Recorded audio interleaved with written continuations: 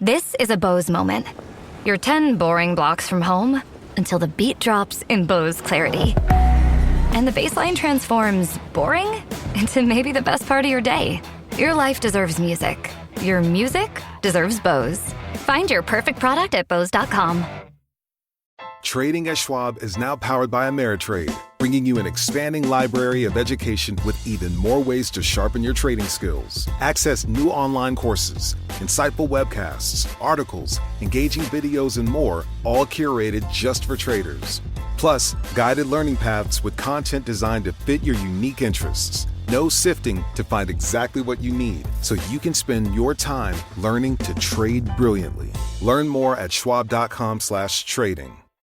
Elon Musk is on his way to becoming a trillionaire, and he is going to make many billionaires. We're also going to talk about authenticity, and is it making us better, or is it possibly destroying us? Enjoy.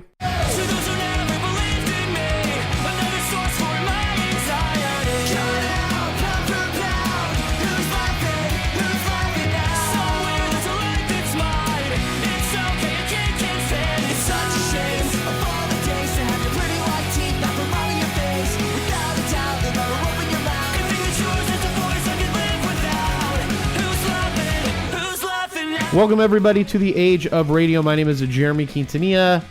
You might remember me from such businesses as 3T Warrior Academy, Freedom Insurance, Q Financial, Blockheads, the creator of Merlin, the smartest way to track your crypto, and, of course, one of my favorites, Age of Radio. Make sure that you check out ageofradio.com to check out all of the amazing shows that we have, from true crime to health and wellness and everything in between. You can also check out my channel, Mercury by Age of Radio. It is a show that I do with my friend Trey and my friends about podcasting and other pop culture news. It is every Friday at 3:30 Arizona time, and we have a lot of great stuff that we're working on in store for that, including its own podcast feed where we will have other content along with the live stream that's on YouTube. We have X Spaces. In fact, we have an X Spaces coming up next week about Daredevil Born Again Season 2. So make sure that you check that out, because at our hearts, I guess we're all geeks. We're all geeks for something at our hearts. In today's episode, I'm going to talk a little bit about authenticity and whether or not it is ruining us or making us better. I'm not 100% sure, but either way, you'll need to figure it out, because we are going into an era of authenticity and making content, and making authentic content that is raw and out there in the world, I think, is what the world loves and what it is vibing to right now. You can also join my Dope Insights and Updates broadcast channel in Instagram.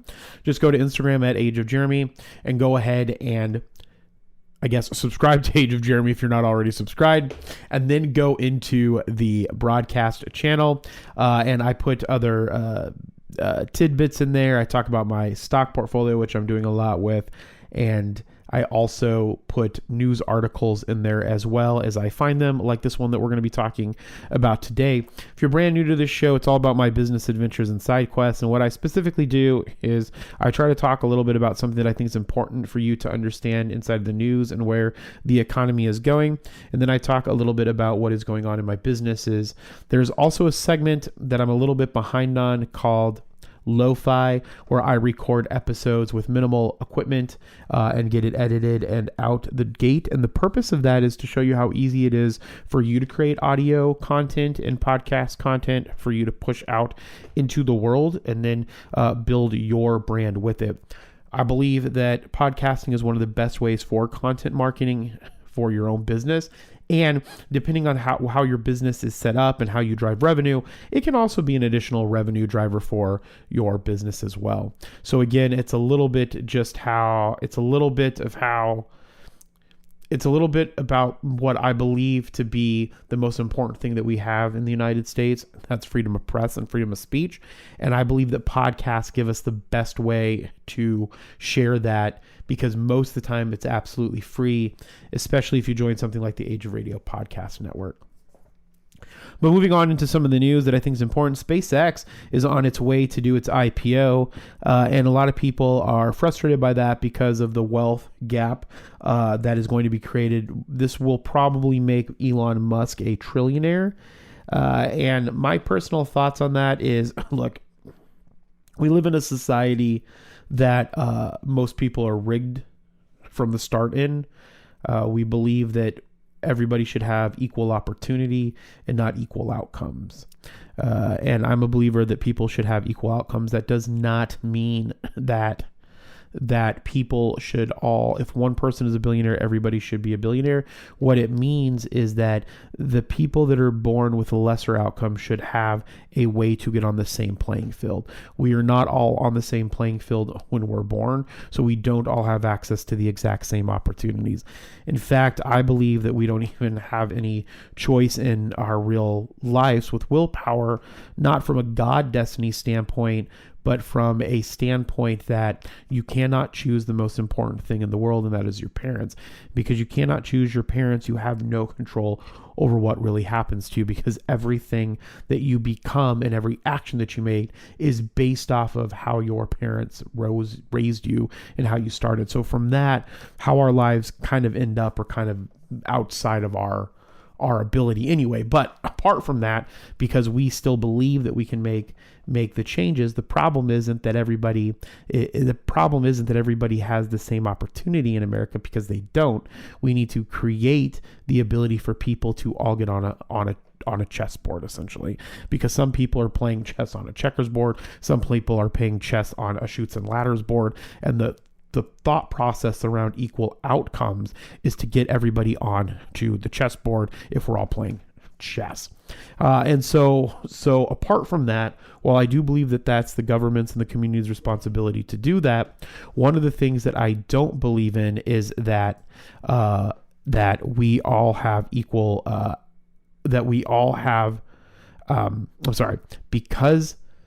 because of the fact that we live in a capitalistic society, we should not demonize the people that are taking advantage of that system.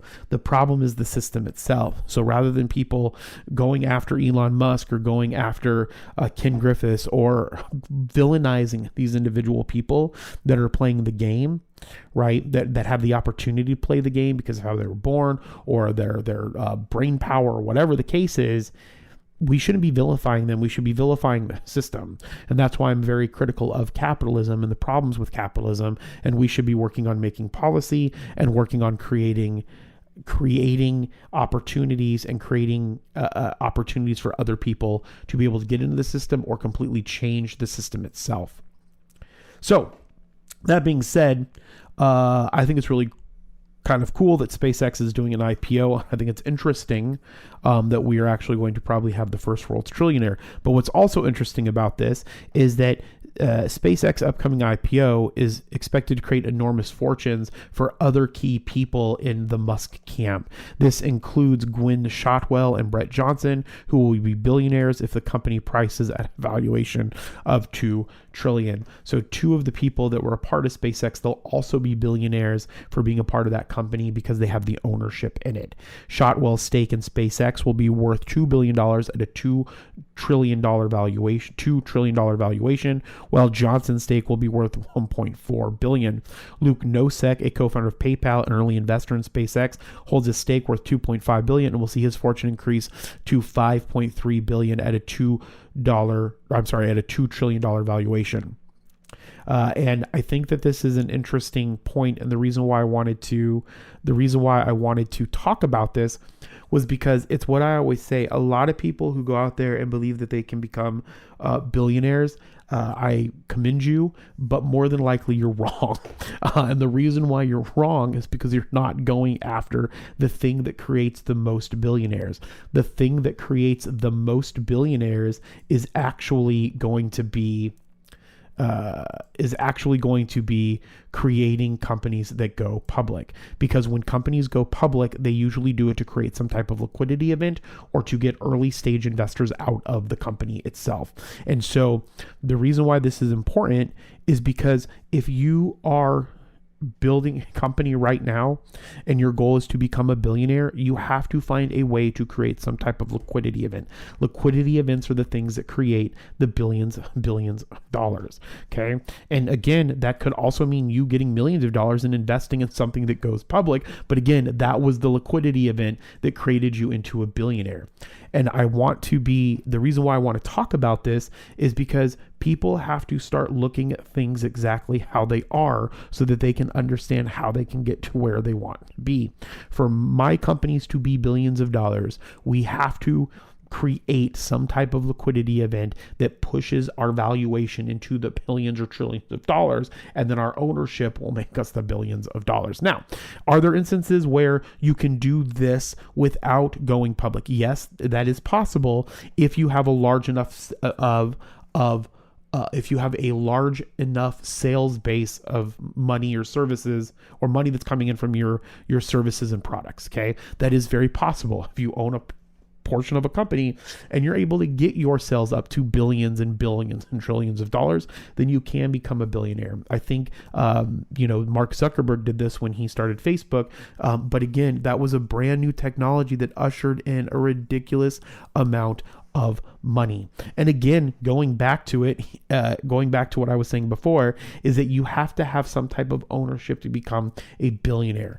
More of the time, you also have to have some type of large ownership stake to become a millionaire. I think JP Morgan's CEO, Jamie Dimon, was one of the very few CEOs that became a billionaire because and again, it went to his ownership in the company, but he earned that stake in the company over time and then running it and then creating value in it. Okay.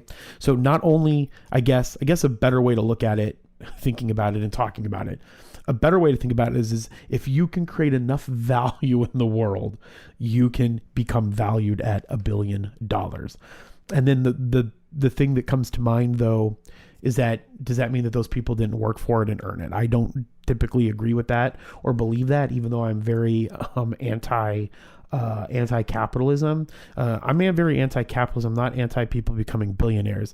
I think if we can change our capitalistic society to something that's more communal, okay, I'm not going to say communism specifically, but more communal or more democracy in the workplace where everybody can lift up, we can create, bridge the gap. So maybe there aren't, maybe there aren't people that are worth $100 billion. Maybe there's people that are worth $1 billion and more people that are worth 25, 30 million, $100 million, right? Again, when we all work together, we can all share in the pie of what we work for and we can bridge that wealth gap. But again, congratulations to Elon Musk and everything he's done for SpaceX. I do think that SpaceX is one of the companies that has changed the world and changed the trajectory of humankind by being able to create reusable rockets.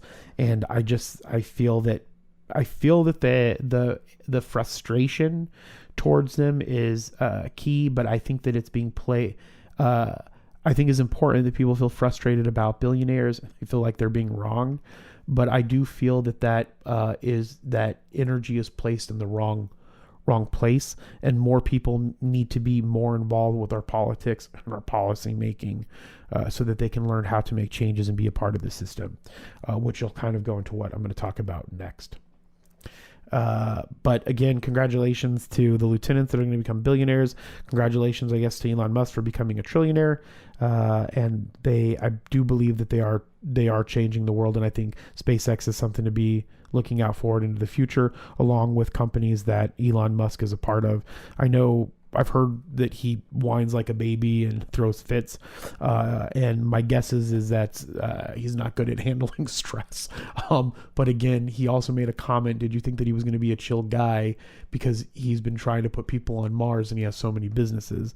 So I think when you think of it from that capacity, I wouldn't expect him to be like a nice, cheerful guy, because he's probably under a lot of stress. Now it's stress that he puts on himself, but he's still under a lot of stress. But anyway, those are my thoughts on that. I'll put this article in my Dope Insights and Updates channel so you guys can check it out if you want to read it. And we can go from there, but we'll be right back. You said this place was steps from the water. We just haven't found the steps yet. How much did we save? Enough. Enough to get lost? Or you could book a stay with Hilton. Welcome to your oceanfront room, just steps from the water. The Hilton sale is on now. Book on Hilton.com or the Hilton app and save up to 20% to get the stay you expected. When you want savings, not surprises, it matters where you stay. Hilton, for the stay. Some things are impossible to miss, like an elephant in the room, or a bull in a china shop, or this season's amazing offers, brought to you by PayPal. Discover offers from hundreds of brands like Viator, Allbirds, and Tory Burch right in the PayPal app. Save an offer before you check out with PayPal and earn unlimited rewards. Download the PayPal app to get started. Terms and exclusions apply. See paypal.com/rewards terms. Growing a successful business has never been easy. But whether you're navigating a complex industry or trying to reinvent one, our breadth of banking experts are here to collaborate on market-proven solutions. At KeyBank, we're built to grow with your changing needs because we're not just here for the business you are now, we're here for the business you'll become. Reimagine business as usual. KeyBank opens doors. Learn more at key.com/B2B. I think I might have talked about this on another episode, but I'm going to talk about it again because I think it's important to revisit similar topics. We have a show called the Coach JV Podcast, or Coach JV has a show called the Coach JV Podcast, and he talks a lot about it, and that men have become sloppy in the world, and I do believe that. I believe all people become sloppy in the world. I think I've become sloppy, especially over these last 10 years, just constantly working and not focusing on anything else. And also, you know, one of the reasons why we left corporate America, why I left corporate America, was for the mere fact that I didn't want to listen to anybody. I have a really hard problem listening to other people. I don't know if that's a feedback problem or if it's I'm arrogant and I feel that I'm smarter than other people. I don't know what causes that. But the truth is that a lot of times I don't like listening to other people. And, you know, I don't necessarily know if I was always that way, but something in corporate America made me turn into that way. But I think it also leads to the fact that we believe that we are in a era of authenticity. Now, so CJV says the world is making us undisciplined, is making us sloppy people. And I think a lot of that has to do, so he has his opinion on it, and I agree to his opinion in some regards. There's no spirituality in our society. There's no, focus on discipline. What I will say that I do believe with him is we focus too much on our feelings and not enough on our purpose. But I also think too that a lot of it has to do with this piece of where we are living in an era of authenticity. And in my opinion, authenticity also goes to the fact that we don't feel shame for things anymore. I think that Americans should be ashamed by the way that their president is acting. I think that we should feel bad when we don't have the body that we want. Not that we should be picking on other people and making them feel like shit, but if you look in the mirror and you see yourself and you're like, man, look at my stomach or look at my body, especially if your wife is out there making sure that they look really, really good, you fuckers should be looking good for your wives as well. And I think that a lot of that has to go to a couple of things. One, we're not properly educated. We're not noble anymore. We think that we should just be able to say anything in public, and we think that we should be able to do whatever we want without any without any consequence, and which is a very childish behavior. And that's one of the reasons why people, one of the reasons why I've never really cared for Trump. I'm not saying that Hillary Clinton or Joe Biden, in fact, especially there's some things that Joe Biden did really good. I personally think Hillary Clinton would have been a much better president than Donald Trump. That's my opinion, and I voted for her, and I also voted for Joe Biden. And then I was not a big fan of Kamala Harris. I didn't vote for her. I voted for Jill Stein and went a different path, especially because I have very far left tendencies, which, if you sat down and talked to me, I think that apart from the Christian stuff, there are a lot of things that I think that we could have a debate on that you might agree with me on the reasons why you should be a leftist and you should be an anarchist. And a lot of people, the government specifically, has done a really good job, or at least the right has really done a good job with propaganda and making everyone think that the lefts are socialist and communist and that those are bad things, when in reality the United States is much more socialist than a lot of people think. And it is definitely continuing to be more socialist, and that's not a right or left thing. That's just a way that the society is going, because in reality communism and socialism make much more sense, but we're not going to go into that. The point is that we're in this era of authenticity, and it's ruining us. I think that that's also a piece that's ruining us, because we feel that we can do and say whatever we want without any consequence. However, I think that we need to find a good line between that of our authenticity and being able to say what we believe and standing up to our values, but being able to say it in a comfortable manner.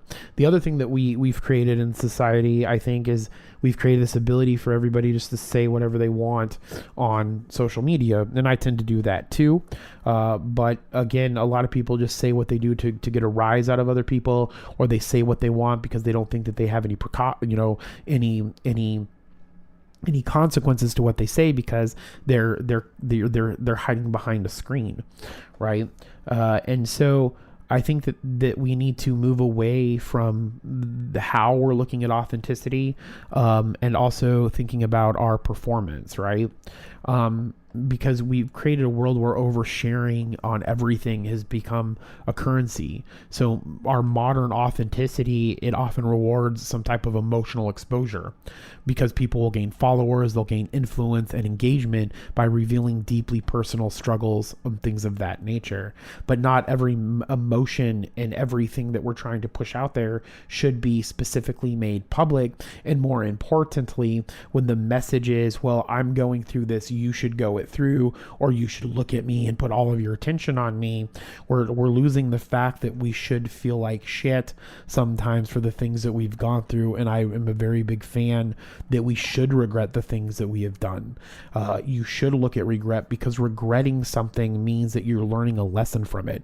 If you've gone through your entire life and you're a person that is saying, oh, I don't regret anything, then you probably haven't fucking learned anything, because you're not introspectively being like, shit, I was a piece of shit back then, I regret being like that, and that's the reason why we changed. Authenticity, again, also, there's a discipline component to it. So authenticity without discipline can really become some type of self-indulgence. Saying this is just who I am can sometimes expose poor behaviors. It can expose lack of growth. It can expose avoidance of accountability. Real authenticity should still have room for your self-improvement and maturity and staying true to your values. And the part about authenticity where you're speaking that out into the world should really be about your values and stay true to them when you're talking about them in public. The other problem that I've seen, which is where I think for my business specifically, I'm working to change this, is the death of professionalism. You know, one of my favorite shows to watch is Frasier, and Frasier was started in 1993, I think, and ran through 94, 95. And then they did a reboot. And in the original show, he always was in a suit. Him and Niles were always in suits. And men don't dress noble anymore. They don't dress up for their women anymore. I made an assessment of my life being a Libra and the things that I really love. And some of those things that I really love are writing. I love poetry. I love writing love letters. I like being romantic. And before I would be ashamed of those things. And I'm now ashamed that I wasn't focusing on those things in my first marriage and making the agreement to focus on those things and being like that moving forward. For example, I like giving flowers to anybody really, as a gift or alcohol or whatever. And I remember this one time I was talking to Johnny Crypto, and one of our friends, I forgot I guess he was not really that good of a friend. I forgot his name. We had an acquaintance influencer, and I was like, oh, we should send him, some some flowers or something to thank him. And, Johnny, because this is the way of the world, was like, oh, well, that's, kind of gay or not manly or whatever the case is. And when in reality, flowers can be really for anybody. And I think people would like getting anything. Now, if you can figure out something that they really want and get that for them, that's even better. If you know them really personal, you can maybe get a good gift for them. But the point is, wasn't to call Johnny out for that. I don't think there's anything, inherent. I think that there's something wrong with that, but it's not specifically with him. That's just society, because people aren't being true really to, I guess, themselves really. But when I think about that, I started opening the door for my partner, no matter what. Like, I have a rule: women should never open their door, and it's not like it's a respect thing, right? And so when I look around now, I never see men open their door for their women, like car door, let alone regular door, and that's a problem because. If we look at things from an evolutionary standpoint, not from a Christian and a domineering standpoint, that's a man's role in evolution. I know that we may not think that because it's something simple as opening a door, but from an evolutionary standpoint, it is our job to always protect. It is our job. In that case, we might need to really go forward into the door first, but either way, point is that it's our job to protect. It's our job to court. It's our job to get rejected. It's our job to be polite. We don't have any of that anymore. Looking at myself, I even think about, I swear a lot. And even for me, I've been thinking and praying about it and asking for wisdom on this, for me not to be that way anymore, because we think, oh, well, that's just who I am. But other people might be offended by it. And other people are like, who cares if they're offended? And in reality, we should care that other people are offended. We should give a fuck. We should care what people think about us. And you should care what people think about you. You should care what people think about your business. You should care what people think about, your family. You should care what people think about your home. We have lost that. And so when we look at pictures of the 60s and the 70s and compare them to the American family now, that's what's actually wrong with the American family, is that people don't have any sense of community. They have no sense of government. They have no sense of them trying to be better people. And to be honest with you, keeping up with the Joneses might be an actual benefit thing. You shouldn't keep up with the Joneses in the fact of like you trying to have all the same stuff that they have. But I think that there is something to be said for looking at the place that you live around you and then looking at yourself and being like, man, should I clean my car? Should I have a nice front yard? Should I wash my driveway?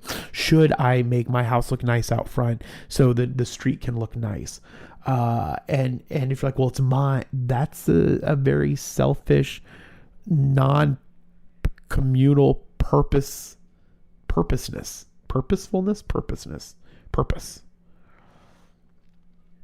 And so I think that along with all of that, we've allowed our professionalism to decay, and we're constantly blurring the personal and professional boundaries. And what that does is, if we constantly blur those, we weaken ourselves as leaders.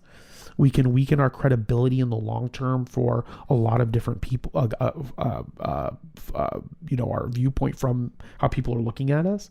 And you can kind of view long-term respect, right? I think that you can still be yourself, and still, if I think about it this way, right? In 2028, I'm going to run for council for the city of Glendale and start my venture into politics. And all the people on the council, they all wear suits to the meeting, okay? If that is the decor that we as a community decided on for those meetings, then I should wear what is expected of that role, right? If I am going into, I like cults and the occult stuff, and hopefully this hopefully this episode gets large enough where people do a soundbite of it later and like, man, this guy was a Satanist. And then they try to use that against me. It'll be hilarious. But point is that if I go to a cult meeting of some type and I need to be dressed in robes, or I need to be dressed in regalia, or if I go to a Buddhist temple, or if I'm going on a mission and with monks or whatever, why would I, and they want me to dress a certain way based off of their tradition, why would I not dress that way? I'm just going to leave it at that. The other thing that happens in authenticity is we create this constant emotional broadcasting. So social media encourages everyone to narrate every feeling in real time, right? That's why X gets really big. That's why Elon Musk seems so unstable, because he's constantly tweeting on X every fucking thing that he feels. I guess Trump's hanging out with his mistress. I don't know if it's really his mistress, but his tweeting person, the person that he's hired for tweeting, they hang out till 2:00 in the morning. Young 20-year-old woman with a 70-year-old man hanging out at 2:00 in the morning, tweeting people and putting stuff on Truth Social. 200 posts once was counted that he put out at one time from I think like 10 o'clock till 2 in the morning with his young 20-year-old woman he's hanging out with. 75-year-old man hanging out with a young 20-year-old woman till 2:00 in the morning. Is that, people should be ashamed of themselves. There's an emotional fatigue that ends up being created when you're doing this as well, for both the creators and for the audience, making it harder to process life privately and more thoughtfully, right? Because one of the things that constantly tweeting and constantly putting your emotions out there, you stop the ability to sit and think thoughtfully about the things that are happening in your life. So if we're constantly pushing our emotions out there on social media 4 or 5 times a day, then when we're in our home, we're constantly sharing our fucking emotions 4 or 5 times a day, which could be irrelevant, rather than sitting and thinking about how we feel about things and about what we're specifically doing. And that's one of the things that I think has led us to be stupid as a society, to go backwards in literacy, to go anti-public education, to go into all of these things that have in the past worked. If you think that the public, if people think that our school, if people want to, especially conservatives, if the conservative population believes that the 60s, 70s, and 80s were the best times in history, and they want to get back to that feeling, one of the greatest things that we had at that time was public education. So we need to put our focus into public education if we really want those values to be recreated into the world, right?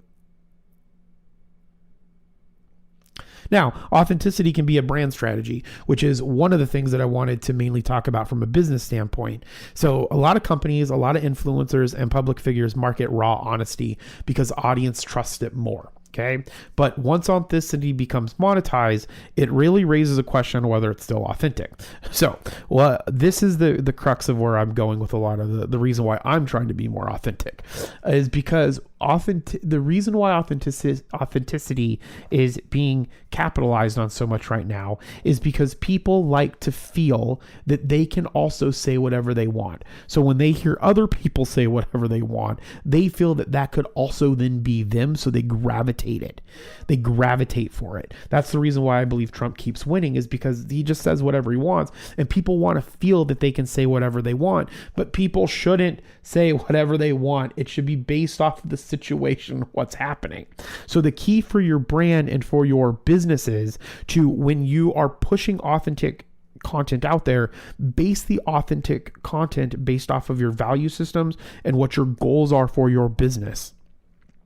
Okay, kind of like what I'm doing right now. The reason why I'm having this conversation is because one of my goals of my business is to be authentic about how I'm creating my businesses. So I have to have real conversations around it, but it still holds true to my values. I'm trying to be compassionate in it, right? I'm trying to be integral in it. I'm trying to create a better world than when I left it. I'm trying to build my clan, grow the clan, and protect the clan as I move forward, because those are the main 4 pillars of my personal value systems.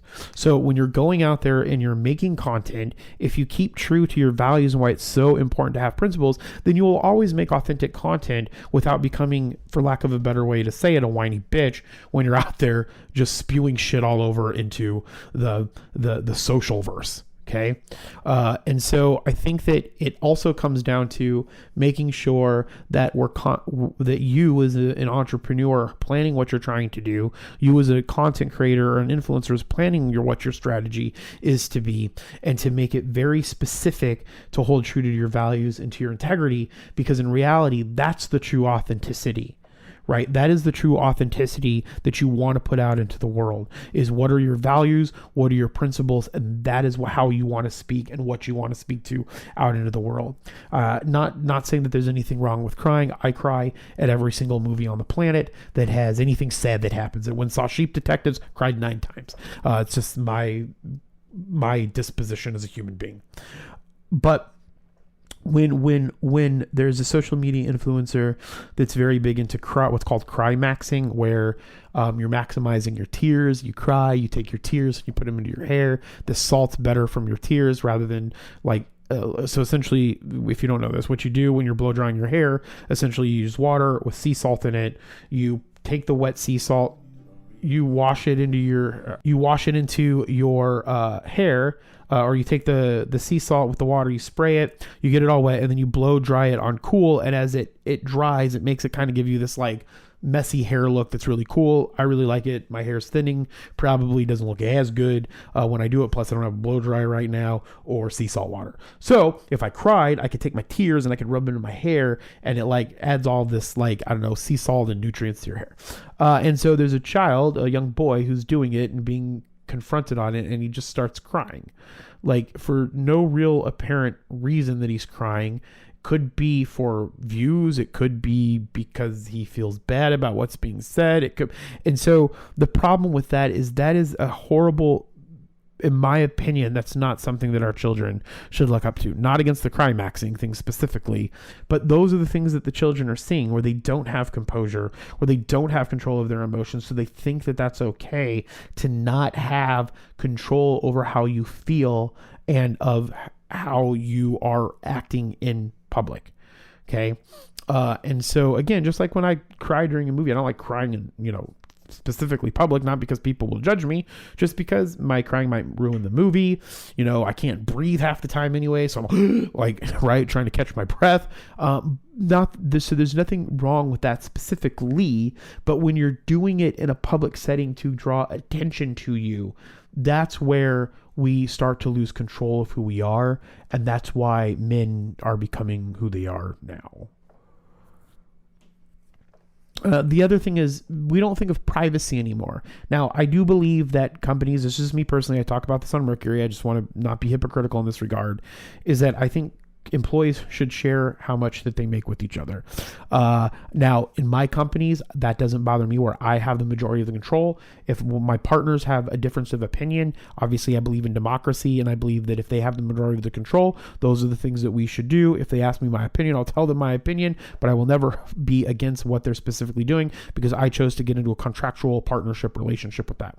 So again, in my businesses, such as like Age of Radio, where I have it, or Q Financial, if the employees are sharing how much they make with each other, then they can come to me and be like, why don't I make that much? And then I can have an argument with them, and then maybe they'll leave, maybe we'll come to an agreement, maybe I'll make the raise higher. That's the purpose of our sharing it, so that people know, so that people can be fighting to make sure that they're not taking advantage of. Now, it's much harder in a small businesses than with a corporation, and so I would make that part of the argument as well if that was to happening to me. But the point is that there is a correlation between union involvement dropping off and the rate of pay also dropping off in the world, and we need to think about that as a society. Now, that being said, I also believe that previous generations understood the power of keeping parts of their life sacred and private. I don't talk about the things that happen between me and my female partner. I don't talk about specific things that are happening in my household. I don't talk about certain investments that I'm making with every single person out in the fucking world, unless I agreed to share a portion of my portfolio with people out in the world, like I did on my Dope Insights and Updates channel. And so today we don't have any boundaries for the things that we're doing and sharing for everybody, because we think that we should be fucking transparent with everything, right? There are occult things that I do that I will never share with anybody, and you can take that for what that is. But the point is those are religious beliefs. And anyway, point is that we share everything. We have no privacy anymore. And when we don't have privacy, it essentially makes us weaker, because there is no boundary for the things that are personally ours anymore. So there has to be those boundaries that are set. And on top of that, as a business owner and as an entrepreneur, you need to set boundaries anyway. I heard this thing earlier by some guy saying that all the wealthiest people he knows answers every text message right when it happens. There are people that are probably do that because that's something that they find value in. There are also people that are like Bill Gates, that was the worst person at ever fucking responding, and he's one of the wealthiest people on the planet.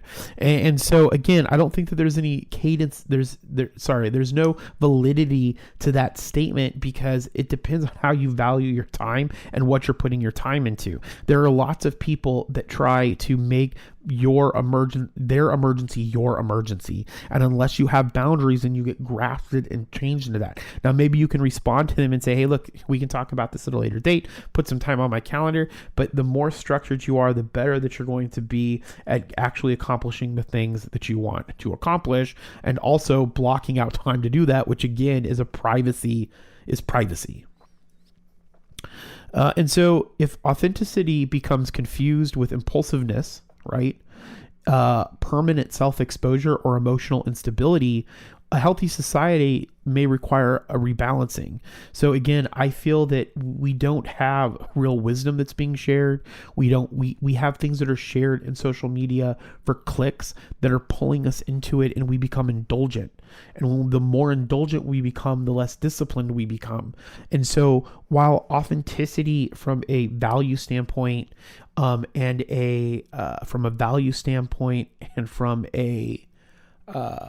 from a integral standpoint is where you really want your business and your personal content and your business content to be. And if you stay true to that, then I really do believe that it will continue to grow. A couple of last things. Appreciate your guys' time again. As always, like and subscribe to this. Subscribe to my Age of Jeremy YouTube channel. I'll be having some more conversations coming up here soon. And with that, I appreciate each and every one of you. And as I always say, be thankful, grateful, and kind, and we'll talk with you soon. Bye.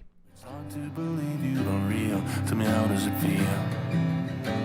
Tell me, how does it feel?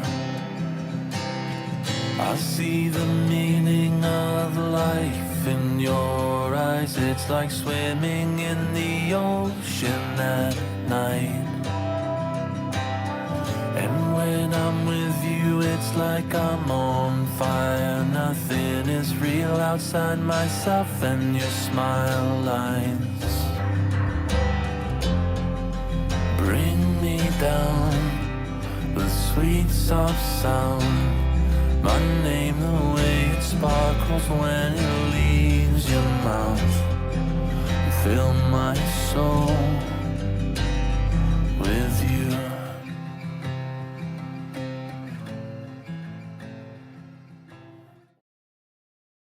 Ready to transform your career in real time from where you are? Brown University's flexible online master's programs will help expand your business influence and your network in just 16 months. Choose from management, business analytics, or organizational leadership programs that will prepare you for today's most pressing business challenges without putting your life on hold. Scholarships available. Tap to learn more.